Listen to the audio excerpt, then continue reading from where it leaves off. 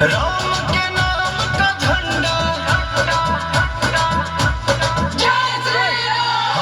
राम के नाम का झंडा लहरा है ये लहरेगा। राम के नाम का झंडा लहरा है ये लहरेगा। यह त्रेता में फहरा है, कलयुग में भी फहरेगा। यह त्रेता में फहरा है, कलयुग में भी फहरेगा। जय श्री राम, जय श्री राम, जय श्री राम, जय श्री राम।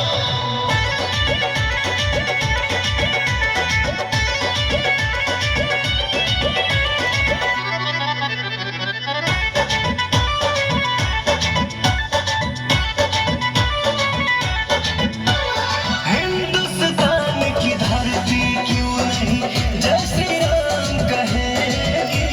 राम नाम नहीं मिटने वाला जब तक सृष्टि रहेगी। हम धर्म सनातन वाले हैं, हम धर्म सनातन वाले हैं। हमने पाया वरदान है, हर माँ के दिल में सीता है, हर सीने में प्रभु श्री राम है। हिंदुस्तान की धरती क्यों नहीं जय श्री राम कहेगी। राम नाम नहीं मिटने वाला जब तक सृष्टि रहेगी।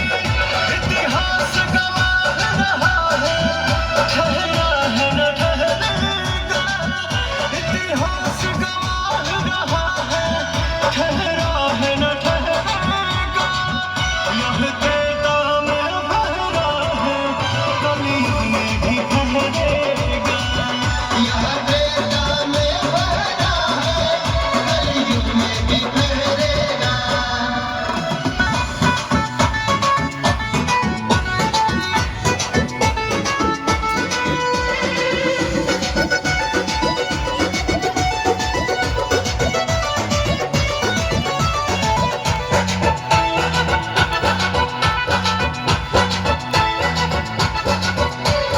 बोल रही है गंगा, बोल रहा है पर्वत सागर। हर हिंदू के सीने में है राम नाम का आदर। हम मंदिर वहीं बनाएंगे, हम मंदिर वहीं बनाएंगे। कसम धरती माँ की है, अयोध्या तो एक झांकी है, अभी काशी मथुरा बाकी है।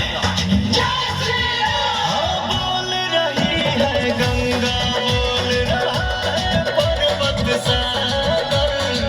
हर हिंदू के सीने में है राम नाम का आदर। कहे बिना पवन अब सेवक हर घर से बहेगा। कहे पुतल दीपक अब सेवक हर घर से बहेगा। यह त्रेता में फहरा है, कलयुग में भी फहरेगा।